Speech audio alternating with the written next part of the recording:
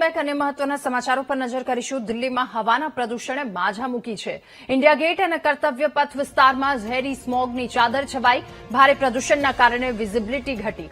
ગાઝીપુર વિસ્તાર કે જ્યાં એક્યુઆઈ 400 ને પાર 402 જેટલો નોંધાયો છે। વધતા જતા પ્રદૂષણના કારણે રાજધાની જીઆરઇપી 4 લાગુ થઈ છે। બહારથી આવતા ભારે વાહનો પર પ્રતિબંધ લગાવી દેવામાં આવ્યો તો પ્રદૂષણના કારણે લોકોના આરોગ્ય પર પણ અસર પડી રહી છે।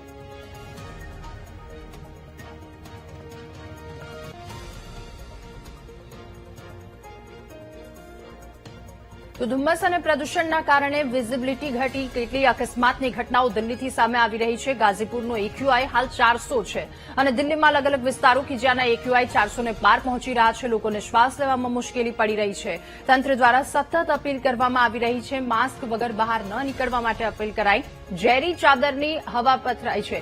તે ઇન્ડિયા ગેટ અને કર્તવ્ય પથ પરના પણ દ્રશ્યો સામે આવ્યા છે। ભારે પ્રદૂષણના કારણે વિઝિબિલિટી પણ ઘટી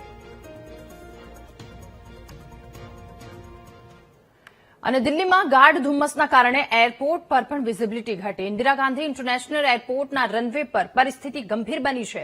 રનવે પર ધુમ્મસના કારણે ફ્લાઇટ્સને ઉડવામાં મુશ્કેલી થઈ રહી છે તો વધી રહેલા પ્રદૂષણની હવાઈ અવરજવર પર અસર થવાની સંભાવનાઓ પણ વ્યક્ત કરવામાં આવી રહી છે। થોડા સમયથી દિલ્હીમાં સવારની કેટલીક ફ્લાઇટ્સ રદ પણ થઈ રહી છે તો પ્રદૂષણની પરિસ્થિતિ આવી જ રહેશે તો આગામી દિવસોમાં પણ હવાઈ પરિવહન પર અસર થશે।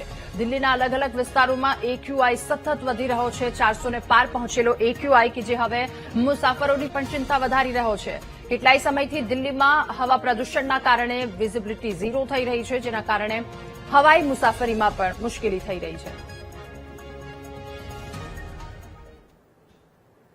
અને કાશ્મીર ઘાટીમાં ઠંડીની લહેર યથાવત છે। ઠંડીમાં વધારો થતા ડલ લેકમાં વિઝિબિલિટી ઘટી। ડલ લેક નિહાળવા માટે મોટી સંખ્યામાં પ્રવાસીઓ ઉમટ્યા છે। પ્રવાસીઓએ ડલ લેકમાં બોટિંગ પણ કરી ત્યારે પ્રવાસીઓ હવે જમ્મુ કાશ્મીર તરફનો પ્રવાસ વધારી રહ્યા છે। આગામી દિવસોમાં હજુ પણ ઠંડી વધે તેવી શક્યતાઓ વ્યક્ત કરવામાં આવી રહી છે।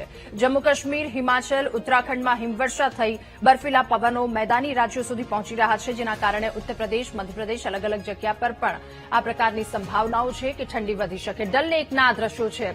વિઝિબિલિટી ઘટી રહી છે। પ્રવાસીઓએ લેકમાં બોટ સવારી પણ કરી। પ્રવાસીઓમાં એક આનંદ ઉત્સાહનો માહોલ છે। કાશ્મીર ઘાટીમાં ઠંડીની લહેર યથાવત છે તો ઠંડીમાં વધારો થતા ડલ લેકમાં વિઝિબિલિટી ઘટી। ડલ લેક નિહાળવા માટે મોટી સંખ્યામાં પ્રવાસીઓ ઉમટ્યા છે અને બોટિંગ પણ લોકોએ કરી।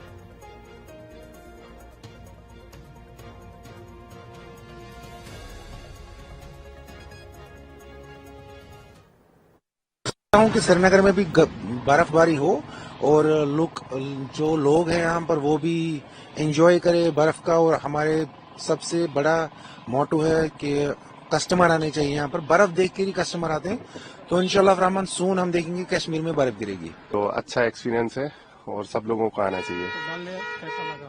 डल लेक बढ़िया था और हाउस बोट में स्टे किया था हमने कल। बहुत बढ़िया एक्सपीरियंस था। लोकल लोग सपोर्ट कर रहे हैं।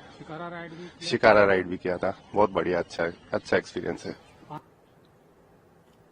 અને જમ્મુ કાશ્મીરનું પ્રવાસન સ્થળ ગુલમર્ગ વન્ડરલેન્ડમાં ફેરવાયું। ભારે હિમવર્ષાના કારણે સર્વત્ર સફેદ બરફની ચાદર છવાઈ। રોડ રસ્તા, મકાનો સહિત દરેક જગ્યાએ બરફ જ બરફ જોવા મળ્યો।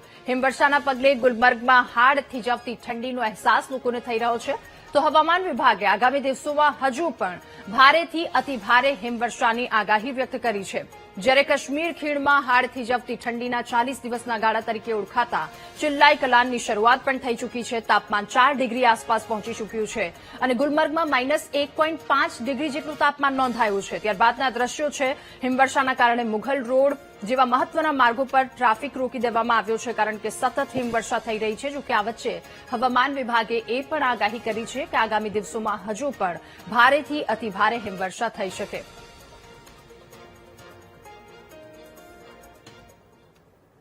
અને પૃથ્વી પરના સ્વર્ગ એવા જમ્મુ કાશ્મીર સહિત પહાડી રાજ્યોમાં હાલ કુદરતે મહેરબાન થયું હોય તેવા દ્રશ્યો જોવા મળી રહ્યા છે। અલગ અલગ 4 દ્રશ્યો આપ ટીવી સ્ક્રીન પર જોઈ રહ્યા છો। જમ્મુ કાશ્મીર અને લદ્દાખના આ દ્રશ્યો છે જેમાં કાશ્મીરના સોનમર્ગમાં હિમવર્ષાના કારણે રોડ રસ્તા, પહાડો, મકાનો બધી જ સફેદ વસ્ત્રો ધારણ કરી લીધા છે। બીજી બાજુ પૂંછથી કાશ્મીર તરફના મુઘલ રોડ પરના બરફ પથરાઈ જતા વાહન વ્યવહારને પણ મોટી અસર પહોંચી તો પીરકી વિસ્તારમાં હિમવર્ષા થતા જનજીવન ખૂબ પ્રભાવિત થયું છે. જ્યારે કાશ્મીર ઘાટીની વાત કરીએ તો અહીંયા પણ ઠંડીનું કાતિલ ટોર્ચર જોવા મળી રહ્યું છે. લઘુત્તમ તાપમાન નીચે જતા લોકો કડકડતી ઠંડીમાં ઠૂંઠવાઈ રહ્યા છે. તો લદ્દાખમાં સિઝનની પહેલી હિમવર્ષાની લેહમાં સફેદ વન્ડરલેન્ડમાં ફેરવાયું છે. પહાડો અને રસ્તા પર બરફનો અનોખો નજારો જોવા મળતા પ્રવાસીઓની ટ્રીપ પૈસા વસૂલ બની ગઈ છે.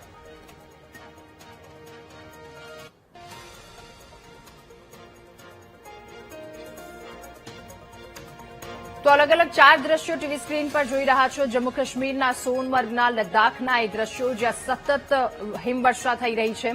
-1.5 આસપાસ ડિગ્રી પહોંચ્યું છે.